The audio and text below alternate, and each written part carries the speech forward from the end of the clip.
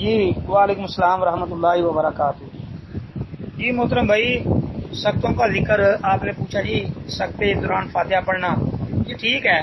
سختے جو ہیں یہ اس کے متعلق کچھ روایات آتی ہیں، جن میں سے جو ہے امام بخاری رحمۃ اللہ علیہ کی جزء القراءت کے اندر 274 نمبر ایک حدیث ہے۔ ابو ہریرہ رضی اللہ تعالیٰ عنہ بیان کرتے ہیں کہ امام کے دو سختے ہوتے ہیں، ان دونوں میں سورہ فاتحہ کی قرأت لوٹ لو۔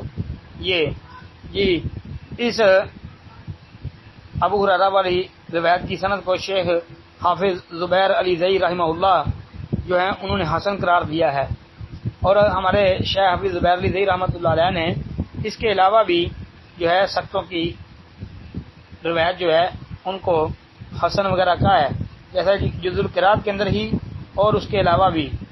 بہرحال سختہ جو ہے وہ سنت سے ثابت ہے کہ اللہ کے رسول علیہ الصلوۃ والسلام بذات خود جب نماز شروع کرتے تو اللہ اکبر کہہ کے کچھ دیر خاموش رہتے تھے، تو اس دوران اگر کوئی بندہ فاتحہ پڑھنا چاہے تو پڑھ سکتا ہے۔ یہ سختے کا درمان، پھر ایک دفعہ قرأت کے بعد بھی سختہ کرنا چاہیے۔ تو یہ سختوں کے دوران قرأت کی جا سکتی ہے، یہ رسول اللہ صلی اللہ علیہ وسلم کی بھی سنت ہے، انشاءاللہ صحابہ سے بھی ثابت ہے۔ باقی نبی علیہ الصلوۃ والسلام جو ہے وہ ایک انداز ان کا سختے کا ٹھہرنے کا وہ یہ بھی ہوتا تھا کہ اللہ کے رسول علیہ الصلوۃ والسلام جو ہے وہ جب قرأت کرتے تو ٹھہر ٹھہر کے پڑھتے، یعنی پڑھتے الحمدللہ رب العالمین، پھر ٹھہر جاتے، پھر الرحمن الرحیم، پھر ٹھہر جاتے۔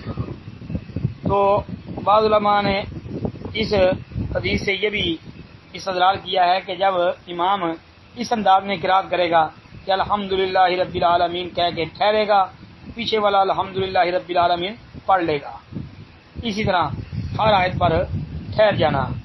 جی یہ روایت جو ہے ترمذی کے اندر 2927، اس کے علاوہ یہ مستدرک حاکم وغیرہ میں بھی آتی ہے۔ جی انشاءاللہ یہ بھی روایت ثابت ہے۔ جی السلام علیکم ورحمۃ اللہ وبرکاتہ۔